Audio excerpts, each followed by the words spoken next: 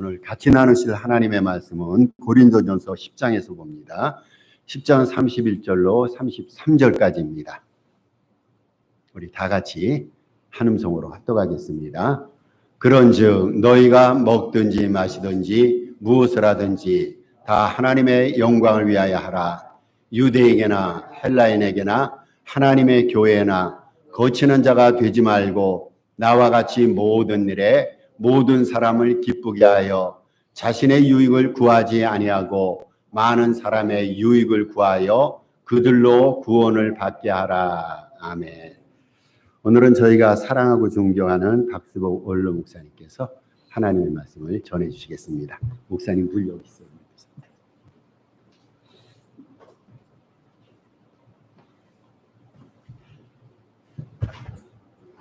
나이가 들면서 별로 바뀐 건 별로 없는데 얼굴에 주름살 좀 생기고, 또 한 가지는 설교를 하고 나서 그걸 들어보았어요. 녹음한 걸 들어보았더니 떠듬떠듬해. 그래서 이젠 설교를 읽어야 되겠다. 그래서 원고 설교도 아니고 그냥 낭독 설교를 오늘 해보려고 합니다. 오늘 읽은 말씀은 사도 바울의 삶의 목표였고 또 우리에게도 그렇게 살라는 권면이기도 합니다. 주님의 제자들이 부러워하는 것은 사도 바울이 말로만 한 것이 아니고 최후의 승자가 되었다는 겁니다. 디모데후서 4장 6절부터 보면 전제와 같이 내가 벌써 부어지고 나의 떠날 기약이 가까웠도다. 나는 선한 싸움 싸우고 나의 달려갈 길을 마치고 믿음을 지켰으니 이제 후로는 나를 위하여 의의 면류관이 예비되었으므로 주 곧 의로우신 재판관이 그날에 내게 주실 뿐이며 내게만 아니라 주의 나타나심을 사모하는 모든 자에게 도니라. 여기까지 바울에게는 비장한 각오를 가지고 있었습니다. 그 각오한 내용이 사도행전 20장 24절인데 내가 달려갈 길과 주 예수께 받은 사명, 은혜의 복음을 증언하는 일을 마치려 하면은 나의 생명조차 조금도 귀한 것으로 여기지 아니하노라. 여기에 생명의 복음이 무엇이냐? 오늘 읽은 이 말씀입니다. 세 가지 바울의 비장한 각오를 가지고 그것을 실천한 것이 바로 생명의 말씀입니다. 그러니까 우리가 이 말씀을 잘 살펴서 우리도 사도 바울처럼 내가 선한 싸움 싸우고 나의 달려갈 길 마치고 믿음을 지켰으니 이제 후로는 나를 위해서 의의 면류관이 예비되어 있다고 하는 이 확실한 그 간증을 우리들도 나중에 들을 수 있고 또 하나님 앞에 섰을 때 면류관 받는 우리 모두가 되어야 되겠습니다. 첫 번째로 생각할 것은 그런즉 너희가 먹든지 마시든지 무엇을 하든지 다 하나님의 영광을 위하여 하라 그랬습니다. 영광이 무엇입니까? 하나님의 이름을 높여 드러내기 위해서 하나님 앞에 감사하고 찬송하고 경외하고 하나님을 위해서 사는 것, 그것입니다. 그것도 먹든지 마시든지 무엇을 하든지 공부하는 목적도, 자식 키우는 목적도, 직장 생활하는 목적도, 사업하는 것도, 명예도, 권세, 결혼, 인생의 모든 일들을 다 하나님의 영광을 위해서 하나님 말씀입니다. 이사야서 43장 7절에 보면 하나님께서 무릇 내 이름으로 일컫는 자고 내가 내 영광을 위하여 창조한 자를 오게 하라. 그들을 내가 지었고 만들었느니라고 하셨습니다. 하나님께서 인간을 왜 만드셨는가? 하나님의 영광을 위해서 만드셨다고 했습니다. 역대상 16장 28절에서 29절에 보면 다윗 왕이 만방의 족속들아 영광과 권능을 여호와께 돌릴지어다. 여호와께 돌릴지어다. 여호와의 이름에 합당한 영광을 그에게 돌릴지어다. 예물을 가지고 그 앞에 들어갈지어다. 아름답고 거룩한 것으로 여호와께 경배할지어다. 이렇게 말씀을 하십니다.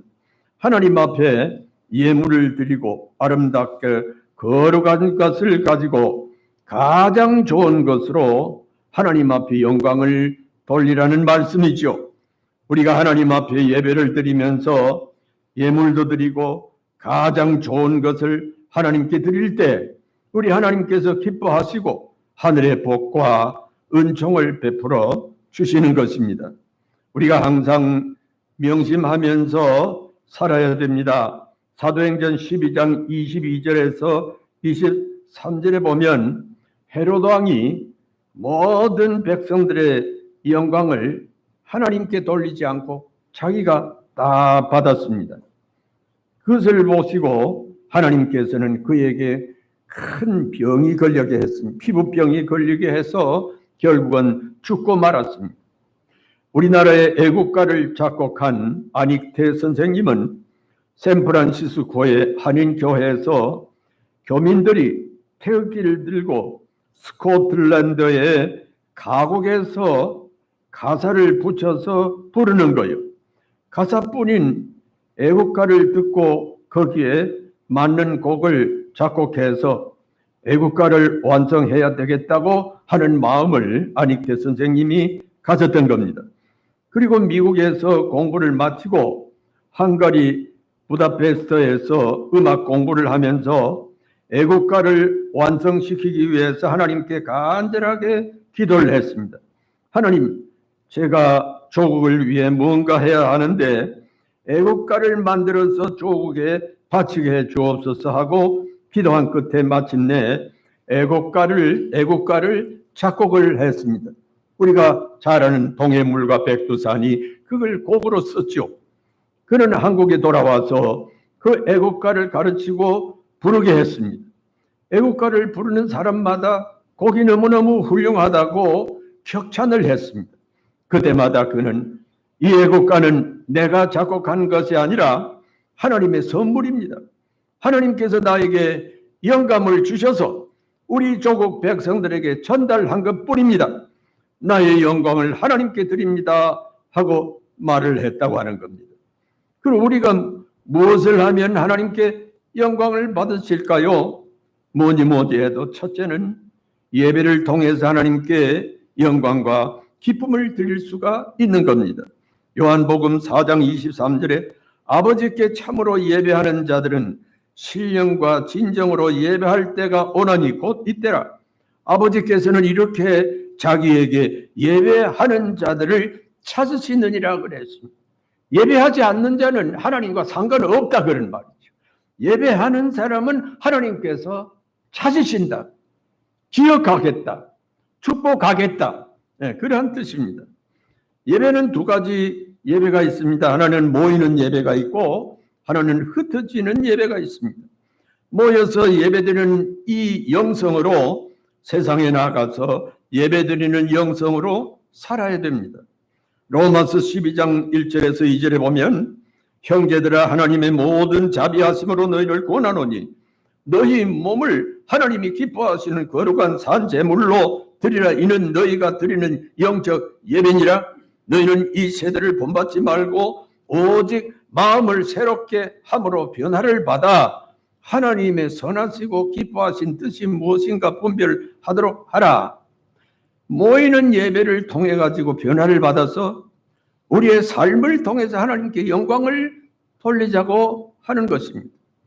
우리의 말이나 행실이나 사회생활, 직장생활, 도덕, 준수 생활 가운데 특별히 우리가 그리스도인이라고 하는 사실을 늘 기억하면서 살아야 됩니다. 어떤 때는 이 말 저 말 합니다. 대부분의 말들이 좋은 말이 아닐 수가 많습니다. 그러면 생각해야 합니다. 내가 이 말을 왜 하는가? 이 말을 함으로 하나님께 영광이 되겠는가? 내 속에서 분노가 일어납니다. 미운 마음이 들고 나쁜 감정이 생깁니다. 그러면 생각을 해야 하는 겁니다. 내가 이렇게 화를 내므로써 하나님께 영광이 되는가? 내가 이렇게 하는 것이 하나님께 영광된 일을 하고 있는가? 내 생각이 하나님께 영광된 생각을 하고 있는가? 그러면서 영광된 일이면 계속하고 영광이 안 되는 일이면은 단번에 잘라야 되는 것입니다. 생각하면서 믿음 생활을 해야 된다 그겁니다. 두 번째로는 교회 유익을 주는 성도가 되라고 바울께서 말씀을 했습니다. 유대인에게나 헬라인에게나 하나님의 교회나 거치는 자가 되지 말라고 그랬습니다. 하나님께 영광 돌릴 뿐만 아니라 주님의 교회를 사랑해야 된다 그런 말씀이죠. 교회를 세워나가라는 뜻입니다. 거치는 자가 되지 말라고 하는 것은 거치는 자의 반대가 뭐죠? 유익한 자가 되라. 교회 유익한 자가 되라고 말씀을 합니다. 불란스의 유명한 신학자 칼 뱅은 말하기를 하나님을 아버지로 모시면은 교회를 어머니로 모셔야 된다 그랬습니다. 하나님을 인간들의 많은 창대한 인간들을 내기 위해서 가정이라고 하는 것을 하나님이 지어주셨습니다. 그런데 믿음의 하나님의 자녀들을 번성시키기 위해서 교회를 만드셨습니다. 교회는 예배를 통해서 하나님께 영광 돌리고 또 교육을 통해서 하나님을 교육받고 또 가정생활에 가족들이 서로 사랑해야 되는 것처럼 또 교제를 통해서 사랑을 나눕니다. 그리고 새롭게 신자를 만들어내기 위해서 성도를 만들어내기 위해서 하나님의 자녀를 만들어내기 위해서 선교를 하고 또 전도를 합니다. 그러면서 교회 단체가 사회에 나가서 봉사를 하게 되는 것입니다.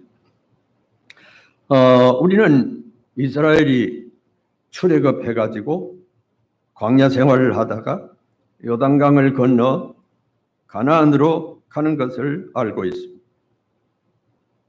그런데 예수님을 믿고 세상으로부터 나와가지고 광야 생활을 하다가 미래의 영원한 천국으로 가는 것이 우리 성도의 생활입니다.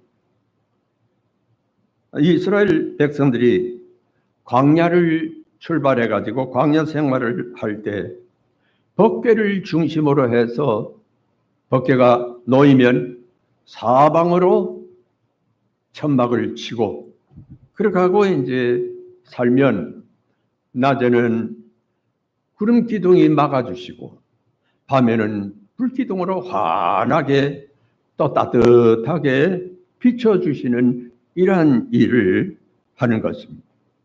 여러분, 이 미국이 왜 세계를 지배할 만큼 이렇게 위대한 나라가 되었습니까? 역사가 아주 짧아요. 그런데도 세계를 지배하고 있습니다. 지배라고 하기보다도 세계를 인도하고 있습니다. 왜 그렇습니까? 교회 중심으로 나라를 세워왔기 때문에 그렇습니다. 우리 대한민국이 뭐니 해도 그래도 잘 살고 있습니다. 대한민국에 만약에 교회가 없었다고 해봅시다. 그런 공산당 나라가 분명하게 됐을 겁니다. 교회가 있기 때문에 대한민국도 그만큼 살아나가고 있는 겁니다. 우리가 살 때도 마찬가지입니다. 우리의 삶도 지금 현재 지구촌에 재난이 엄청나게 일고 있습니다. 동부에는 폭우, 폭풍, 지진 말할 수 없이 일어나고 있습니다. 서부에는 막 불이 나서 야단입니다. 코로나가 온 세계에 막 퍼집니다. 낫는가 했더니 다시 또 델타가 뭐가 나타나가지고 야단들입니다. 이 미국 사람들은요, 지금 지구가 종말이 왔구나 이게 유행이라고 합니다. 지금 현재 언론기관이나 어디서나 이제 말세로구나, 지구가 이제 없어지는가 보다 생각을 하는 것이 유행을 하고 하는 거예요. 일리가 있습니다. 근데 예수님이 금방 오실지 혹은 조금 더 계실지는 알 수 없지만은 금방 예수님이 오시든지 또 더 있다가 지구가 종말이 되든지 우리가 해야 될 일은 교회 사명입니다. 교회가 저들의 영혼을 구원해서 노아의 방주로 만들어야 되고, 또 교회가 세상에 등대가 되어져서 많은 사람들의 영혼들을 구원해야 될 이런 사명이 교회 안에 있습니다. 교회를 통해서, 법궤를 통해서 이스라엘 백성들에게 구름 기둥으로 불 기둥으로 지켜주셨던 것처럼 우리 귀한 교회를 통해서 하나님께서 영광 받으시고 놀라운 역사가 일어나게 될 줄로 믿습니다. 우리가 이 교회 당 건물이 있다고 하는 것이 얼마나 큰 축복인지 말로 다 알 수가 없어요. 이 코로나 기간 동안에 교회들이 많이 없어져서 통폐합이 되고 있습니다. 하나님의 귀한 축복이 아닙니까? 우리 장로님들, 권사님들, 집사님들, 여러분들이 최선을 다해서 교회를 받들고 있습니다. 교회가 앞으로 질적으로 양적으로 놀랍게 부흥되고 여러분들의 가정과 자손들에게 하나님의 놀라운 축복이 함께 하실 줄로 믿습니다. 끝으로 우리는 영혼 구원을 위한 삶을 사는데 목표를 두어야 됩니다. 33절 보니까 나와 같이 모든 일에 모든 사람을 기쁘게 하여 나의 유익을 구하지 아니하고 많은 사람의 유익을 구하여 저희로 구원을 얻게 하라 그랬습니다. 많은 사람의 유익을 구하여 저희로 구원을 얻게 하라고 합니다. 구원받아 영생을 소유한 성도들의 삶은 어찌하든지 한 사람의 영혼이라도 구원하는 일에 목표를 두고 살아야 됩니다. 어떻게 했든지 다른 사람에게 예수 믿기를 권하고 예수 믿게 해서 우리와 같이 영생을 얻고 구원받는 사람이 되도록 하는 것이 우리 생애 최고의 목표가 되어져야 한다는 겁니다. 2차 세계대전 때 22살의 나이에 필리핀에 파견된 오노다 소이라는 일본 군인이 있었습니다. 얼마 안 있어서 전쟁은 일본의 패망으로 끝났습니다. 미군은 전쟁이 끝났다고 방송을 했습니다. 그러나 이 미군의 말을 믿지 않았습니다. 그는 산속 굴 속에서 무려 29년이나 홀로 숨어서 지냈습니다. 1974년 52세 나이로 일본에 돌아갔다고 합니다. 여러분, 지금 이보다 더한 비극이 있습니다. 예수님의 십자가로 인해서 사탄은 패배했습니다. 인간은 죄와 사망의 그늘에서 벗어났습니다. 예수님을 믿기만 하면 아무 공로 없이 구원을 받아서 자유와 평화를 누릴 수가 있습니다. 그러나 안타까운 것은 이 좋은 소식을 모른 채 여전히 죄와 사망의 그늘 속에서 사는 사람들이 많이 있습니다. 예를 들면 어떤 사람이 암병을 치료하는 약을 발견했다고 합시다. 그런데 그것을 혼자만 알고 있고 다른 사람에게 알리지 않다면 그런 어리석고 악한 사람이 어디에 있겠습니까? 그렇습니다.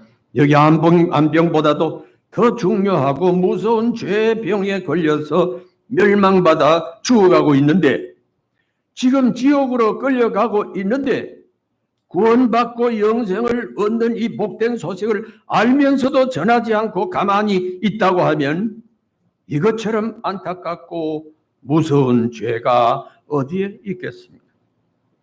여러분, 하나님께서 가장 기뻐하시는 일이 무엇이죠? 예수님께서 나를 보내신 이의 뜻은 내게 주신 자 중에서 내가 하나도 잃어버리지 아니하고 마지막 날에 다시 살리리라고 하셨는데, 사람들 예수를 믿고 구원받게 해서 한 사람도 빠지지 않겠다고 주님이 소원하고 계시는데, 거기에 우리가 같이 협력해야 되지 않겠습니까? 그러므로 우리는 어떻게 하든지 어떤 기회를 만났든지 한 사람이라도 전도하기 위해서 시간을 바치고 물질을 바치고 하나님의 원하신다면 내 생명도 바쳐야 되지 않겠습니까? 바울은 헬라인이나 야만인이나 지혜 있는 자나 어리석은 자에게 내가 빚진 자라고 말씀을 했습니다. 저와 여러분들이 예수 그리스도를 믿음으로 사망에서 생명으로 영원한 저주에서 영생을 얻었으니 이 구원의 복음을 속히 전파해서 한 영혼이라도 구원하는 데 우리 인생의 목표를 달성해야 되겠습니다. 영혼을 구원하겠다고 하는 그 뜨거운 열심이 늘 불타는 교회와 성도들이 되어야겠습니다. 우리가 전도를 하지 않으면 내게 화가 있을 것이랍니다. 우리가 먹고 마시고 공부하고 사업하고 교제하고 봉사하고 남을 구제하는 이 모든 일이 결국은 영혼 구원하는 일에 최종 목표를 두어야 합니다. 선교 가서 구제물자만 잔뜩 주고 복음은 전하지 않으면 반밖에 목적 달성이 안 되는 것입니다.